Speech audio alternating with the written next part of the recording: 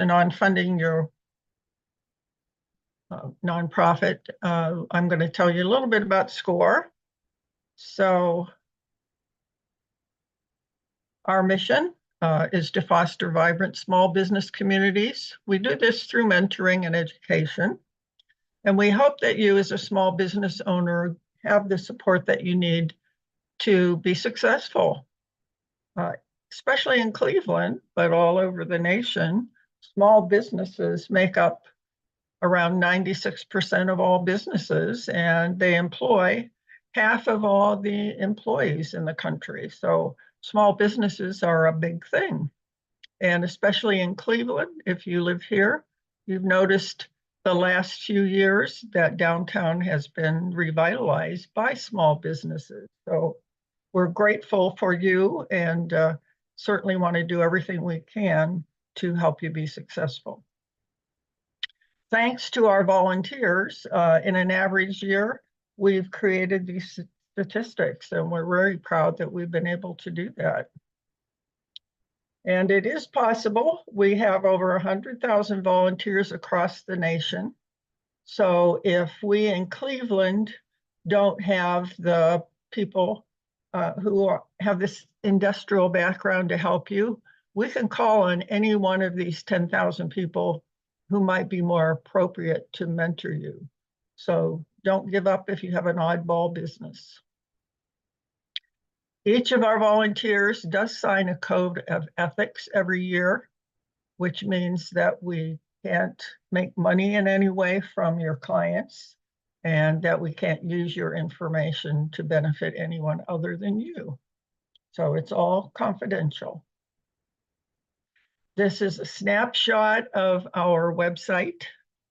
You can go here and find a local mentor, or if you sign up here, you'll be routed back to the zip code that you live in. We have local workshops. There's a list of all the live workshops coming up, not only from Cleveland SCORE, but in our whole region.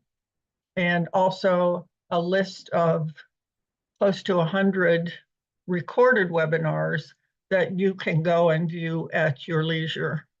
There are a lot of other resources. There are templates for your business plan, for financial plan, marketing plan, etc. So a lot of good information on the website.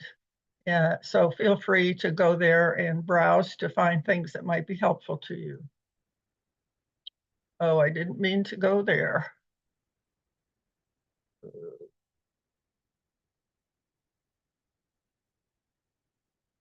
So our services are free. Part of our budget is supported by the Small Business Administration, and the rest, probably 2/3, comes from businesses in our local community that want to help you succeed as a small business. So we can provide our services at no charge. So today we're going to talk about funding your nonprofit business. And if you are a nonprofit, it's very challenging. So we're going to talk about some of the statistics that I hope will help you with your marketing plan, where you might look for funding opportunities, which ones might be relevant to your business, and particularly things to consider about individual donations. So unfortunately, raising money if you're a nonprofit is a real challenge. And so at the beginning, you're probably going to have to spend up to 50% of somebody's time and effort to go to fundraising. So even though you're not a for-profit business, you have to have money to stay in business. So the only real difference financially between a nonprofit and a for-profit is that if you're a for-profit and you have surplus income, it can be divided among your shareholders. If you're a nonprofit and you have surplus income, it has to go back into your program. So that's financially the biggest difference. Of course, the major difference is that you can't get traditional bank loans under most circumstances. So you have to account for donations, grants, that sort of thing, fundraising to make your money. So how do nonprofits make money? Number one is service fees and sales of goods. You could see it's almost half of the total revenue for public charities. About 25% came from government contracts for services, and charitable giving accounts for less than 25%. Now, most small businesses fall under this charitable giving, so you're talking about that's more like 80%. So fee for services, examples, hospitals and medical centers bill patients. You know, they are not, many of them now are still nonprofit. So the income that they get is basically from billing for services. Museums ask for admission fees. That's how they raise their money. Theaters, of course, sell tickets. And many civic organizations charge dues. And of course, colleges require tuition. So these are all examples of institutions and businesses that make most of their money from service fees. One example is the Girl Scouts. They sell billions of dollars in cookies. In fact, yesterday I was at the hardware store and there was a little table out front and 3 or 4 Girl Scouts selling cookies. Other examples, if you've participated, WVIZ has an annual auction, which is a phenomenal way to raise money if you have the ability to do something like that. A lot of the nonprofits, and I use the American Heart Association as an example, have balls or dinners where the admission, a part of it, is a donation to the nonprofit. And many of you participate in 5 or 10K runs or walks to benefit some small nonprofits. So when you're starting out, you have to think about how much is it going to cost me to do this, and how big a network do I have that might participate that will pay the fees. And usually it's maybe $25 or $30. And you get a t-shirt, which probably costs $5. So the run then benefits the nonprofit for $10 or $15, which adds up if you have a sizable number of groups. So small profit, this data was updated yesterday. So if you're doing research on funding, this is pretty good data. So the charitable giving was close to $500 billion. Individuals make up the bulk of it, 64%. Foundations and corporations also participate. But this is the important thing that you should be really dwelling on. 64% of total giving comes from individuals. And where does the money go? Religious institutions got the most of it. Education, human services, grant-making foundations, and society beneficial, 10%. So despite the pandemic and all of the grousing about we're not doing as well as we used to, giving increased substantially. So particularly in the arts and culture, public society benefits, and interesting, environmental and animals. Keep in mind that the Pareto principle applies here. About 20% of your donors will provide 80% of your dollars. So when you're looking at who's giving you money, make sure that you look and see who are your highest giving donors, and then focus on them. Make sure that you keep them up to date on what you're doing, why you need funds. Absolutely thank them for giving you any dollars that they do, and really focus on these people. Here's, again, up-to-date information on how the donors react. These are millennials.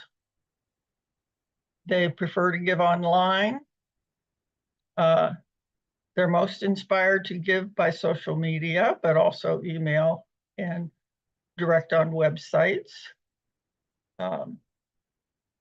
Gen X, again, online 55%. Baby boomers 54%. Despite the fact that some of the older baby boomers maybe are not very computer literate, there's still a huge number who are willing to donate online. So keep these numbers in mind, because it tells you the importance of having a website. Now, the older people, again, you might think about direct mail and social media, but this is very helpful if you're planning your fundraising campaign. And again, you will get a copy of the slides, so don't bother with a snapshot. So we want to talk about individual donors. And 50%, 57% are enrolled in a recurring giving program, which means they give maybe $5 a month or $10 a month. But it adds up when they keep giving that $5 or $10 a month. And that's what you want to strive for. Individual one-time gifts average $121, which is up from last year, which was $115. Only 9% participate in workplace giving programs, but this might be partially due to the nonprofit not being aware that there's a sharing program. So now's a good time to ask. You know, there's inflation, but people don't necessarily relate their giving to the fact that their money might not be worth as much as it was last week. The economy is expanding, despite what we all hear. Many people have good cash reserves, and they feel good when they give something to help other people. So again, know your prospects. What's their age group, general income, tax status, etc. And people do want to help. But if you don't ask, they will think you don't need help. So you saw that a donations page is absolutely critical to successful fundraising. So keep that in mind. Online revenue is up 23% per year. Again, we said 57% are repeat donors. Online monthly giving revenue is up 40%. So again, you want to pay attention to these statistics. So you need to create a specific separate donation page, but keep in mind, every other page should have a call to action, donate on that page, whether it's your landing page, about us page, whatever. It definitely should link to your donations page. So you want to have really information that will engage people and attract them. So whatever it is about your nonprofit, that is unique, different. Even you might want to put success stories or link to success stories on your website. But you want to bring people in. You want to touch them emotionally. People don't give money just to give money. They give money to causes that they care about. And if your cause is one that they care about and you can touch them, they will donate, and they will keep on donating as long as you give them feedback on what happened to their donation. So sometimes, if you try to put a video directly on your website, for instance, it's going to load slowly and it's going to slow it down. We have a webinar, a recorded webinar on our website that talks about how to use videos on your website. And basically, it's by putting them on a YouTube channel or similar, and then linking it to your website so it loads quickly. If the process is too complicated, if you have to wade through 2 or 3 different pages, or if you have to register up front before you can explore, not a good idea. And sometimes the process just doesn't work because it hasn't been well thought out. So don't force your donor to set up an account in order to make a donation. The truth is, in the back end, they're going to have to put that information in anyway, and you will capture it. But if you put it up front, it's going to discourage them. Keep it concise. Make it pretty straightforward. Here we are, here's where we're special, and please donate. And if your landing page has that information on it, your donations page can be very straightforward. This is really important. Tell how your money is going to be used.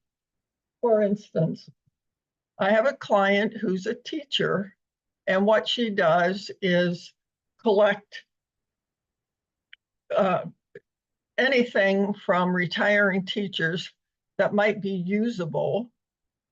And then she tells people the money will go to redistribute good classroom equipment to teachers who need it. And she might say a donation of $15 will send pencils, pens, and paper to 3 classrooms, whatever. But if you tell people what the money is going to be used for and what specific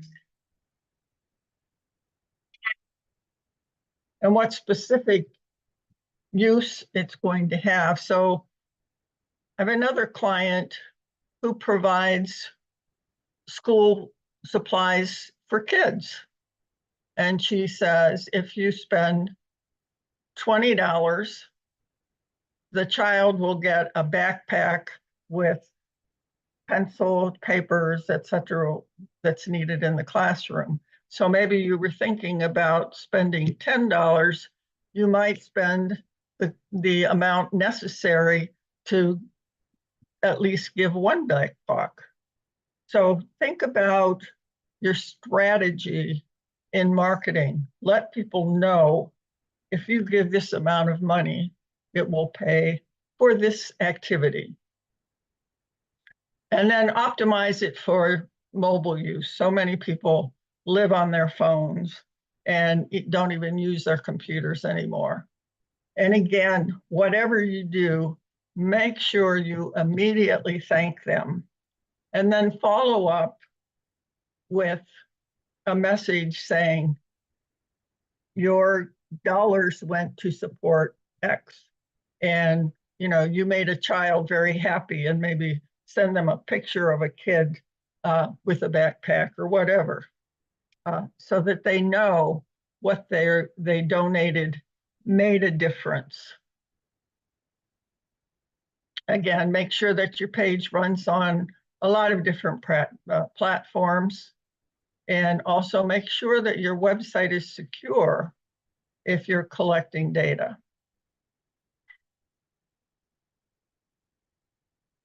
Now, overall, you want to have your budget projections up to date and available to show donors, particularly if you are grooming your high yield donors. You might want to meet with them personally, show them your business plan, but particularly show them your financial plan. And then relook at your case for need. We have a sort of a mini business plan that uses for fundraising called Organizational Statement of Need that outlines what your business is and what your financial needs are. But make sure that you've looked at it recently.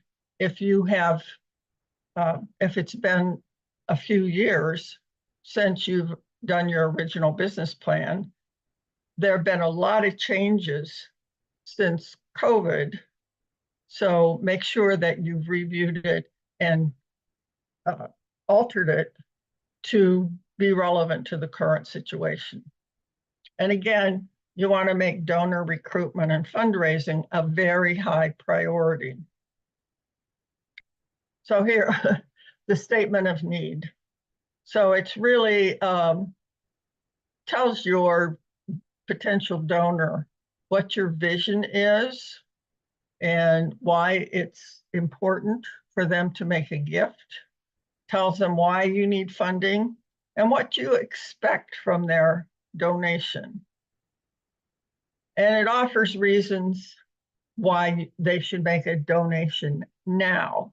You know, saying what I'm providing school supplies and backpacks for kids, school's starting soon, I need to have the money now and will appreciate any that you would provide. So you, again, people really make donations based on emotion. You really have to appeal to their emotions. It's to say, well, you can take a tax deduction of X number of dollars, doesn't really cut it. It's got to be touching my heart to make me want to give money. And then why are you unique? What makes you different from your competitors? So make sure you know who your competitors are and why you are different, because you don't want a valuable donor to come back and say, well, this looks just like X company. You know, why should we give it to you instead of them? You need to be able to give an answer to that. So give some reason why you were formed, exactly what programs do you have? If you're social programs, what kind of people are you benefiting from your program? What difference are we making? How will our funds be used? And what difference will your gift make? That's really important. Again, an emotional appeal and an understanding that what they give you is going to make a difference. Now, you can try for crowdfunding. This actually works best if you have a very specific project in mind, that you can say, I need X number of dollars to accomplish this particular effort. Tell your story, how you're going to use funds, add pictures, videos, but keep in mind that you have to have a good network. So you have an email database where you can send out communications. You can share on social media. Do you have a network on social media? If you don't have a network built on social media, you're limiting what you can attract. So that's the downside of crowdfunding. Unless you have an amazing request, where there's been some national news around it and you're trying to raise funds for it, that's generally good because it has very broad appeal. But if you're trying to raise something specifically for a small nonprofit and you don't have a good network, it's going to be tough to get much on social media. So these are the top crowdfunding sites for nonprofits in general. They don't charge you anything to set it up. They only charge you a small percentage when you withdraw the fees.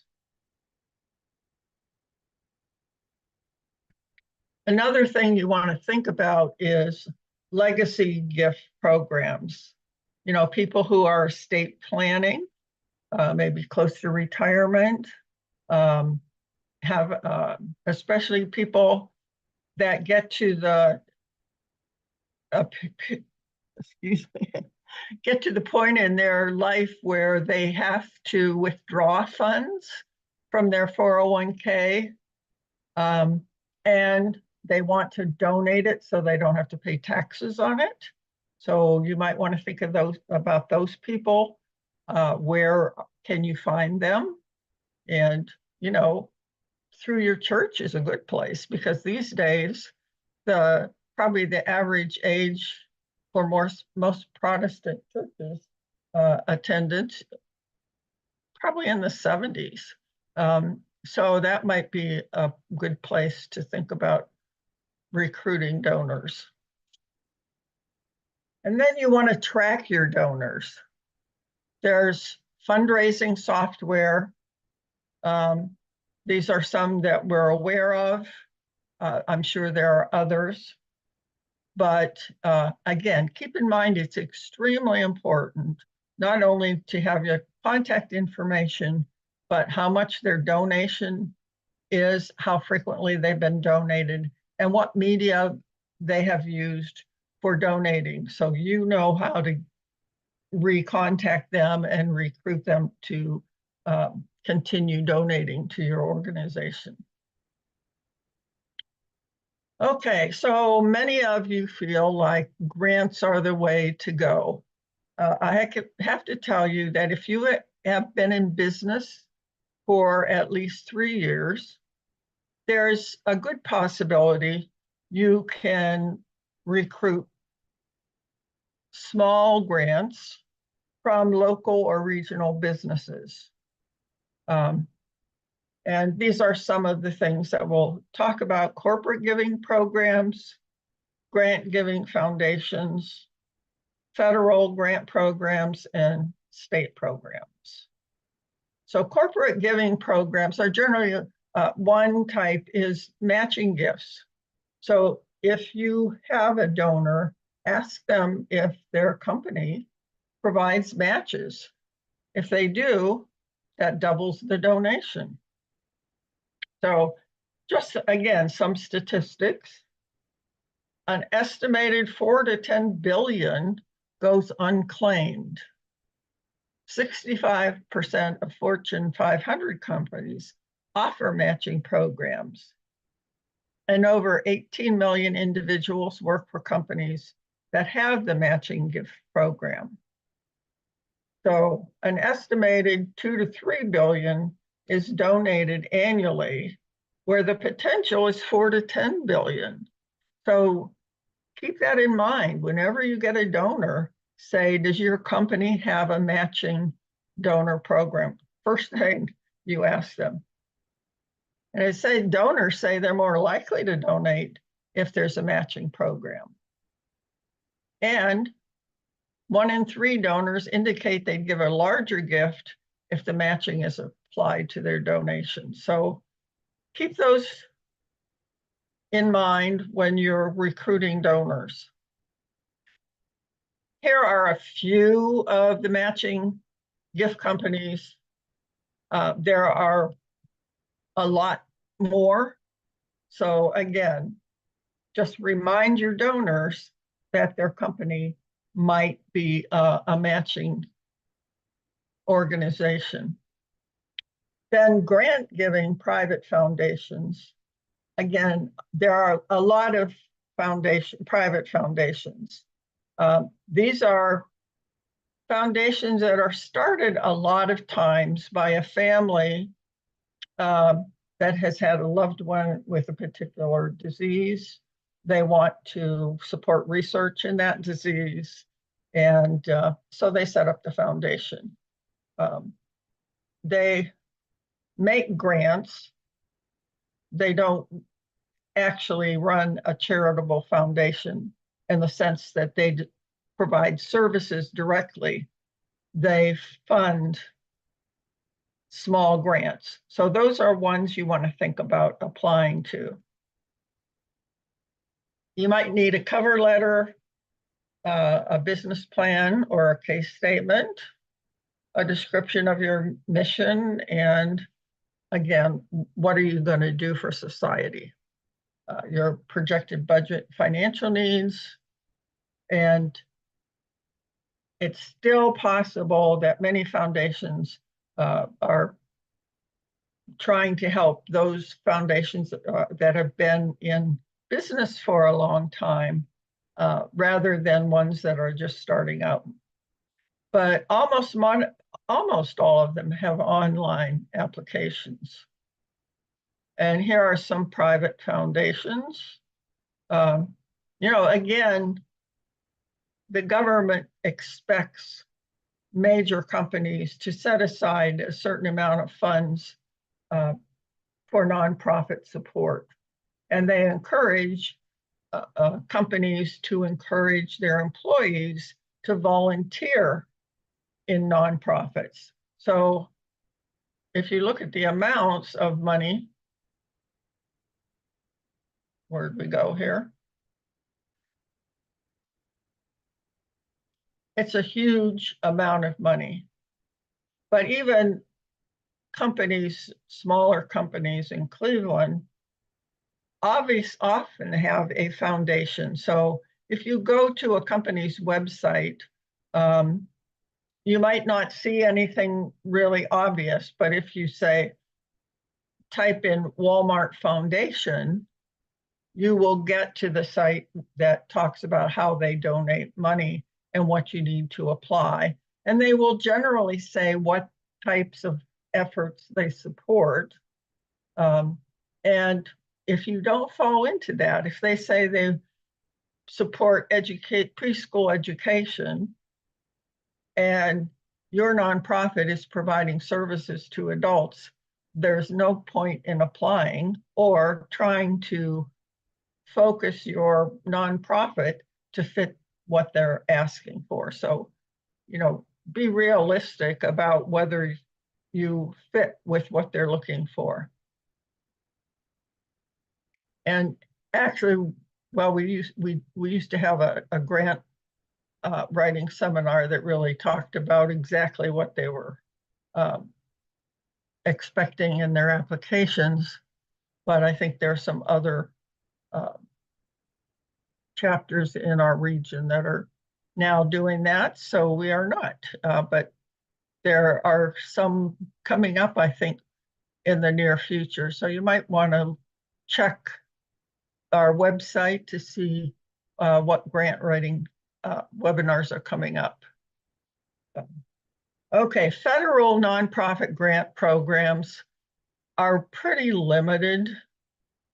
You can search at grants.gov and you can apply for opportunities. Most nonprofit opportunities come from the SBIR grants. Those are Small Business Innovative Research Grants, which are generally a product that is innovative and needs support in order to complete development and marketing. It comes in 2 phases, but you have to be connected to a for-profit company that can help you with those with the development and marketing. So it's some kind rather difficult to get those grants. The other grants that are available through the federal government are for specific projects. They will tell you, this is the project that we want accomplished. Are you able to do that? So you have to respond to what they want done, not a project that you want to do. So that's the difference between a federal or government grant and a foundation grant. A foundation grant generally will tell you what type of program they support, but they don't tell you what that program needs to be. You can, if you fall in the general category that they're willing to support, then you can submit the project that you want to do. Different from government, where it's their project. So just keep that in mind. There are some nonprofit grant programs through these areas of the federal or state government. So you want to look at the National Endowments for the Arts and so forth. Again, they generally have very specific projects that they want to accomplish. So if you can handle that type of project, you should apply. Okay, so where do you find grant opportunities? You can go to the SBA. They will generally put you through to the grants.gov. There's the City of Cleveland. These are live links. Candid is a fantastic organization for support of nonprofits. They have a database of all the private foundations that give grants. They also have a database that lists all the 501c3 organizations in the country. So when you're doing research for your competitors, that's a great place to go.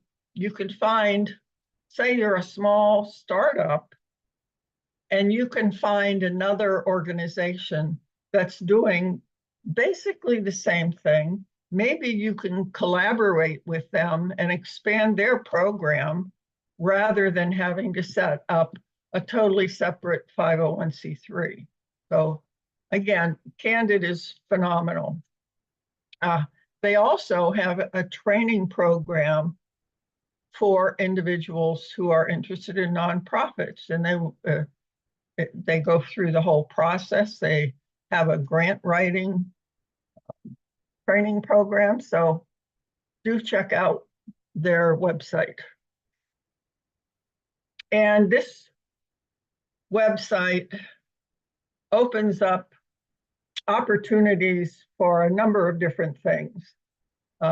Generally with states, they get money through federal programs that is a limited amount, and they will announce a particular grant or tax incentive or whatever that might be available for a limited amount of time. Once the money's gone, the opportunity's gone. So that's someplace that you should maybe check once a week or once a month if you're looking for those kinds of opportunities, because they come and go. And the same thing is true for the City of Cleveland. Here are some helpful links for women.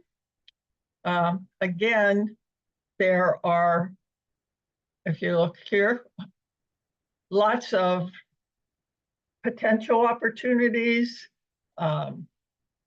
Again, they come and go. So you check them out 1 month, it's there, and the next month it's gone. So I've given you all of these links. And again, there'll be different grants at different times, but they're worth exploring. And let's see a few bonus tips here. Again, if you can find an established nonprofit that's similar to yours, you can find out information from them, how they got started, what their challenges were, how they got their recruitment of donors started, things like that. It might be wise to choose somebody who's not in your particular market area. But again, you can find somebody like this in the Candid database. Once you've submitted your application to the IRS, even though it may take 3 or 4 months to get approval back, you can give donors the information that as of your submission date, they can take a tax deduction. Once it's approved, it's retroactive to the day that you submitted. So that gives you a little wiggle room there. And then again, grant writing is incredibly important if you are going to apply for grants. And I, again, would say you want to look at local and regional opportunities first, because they're the ones most likely to fund a project. But as we said at the beginning, 64% of the money is going to come from individual donors. So focus on individual donors for your fundraising opportunities. You know, maybe start out with a 5 or 10K run, or if you have skills, you know, maybe you have friends who have a band and you charge they're willing to play for nothing, and you can charge $5 or $10. Lots of innovative things you can think of. So, you know, put your thinking cap on and come up with some ideas, and never hurts to try. Again, as long as you think about what's the cost benefit. If you can make even a few $100s, it's a good start. So don't ever get discouraged. There's always a way. So again, if you have been in business for a while and you're interested in doing some strategic planning for your business to grow it, we will be doing this building capacity for your nonprofit next week. And please sign up for it. I think you'll find it very useful. So, anybody have any questions?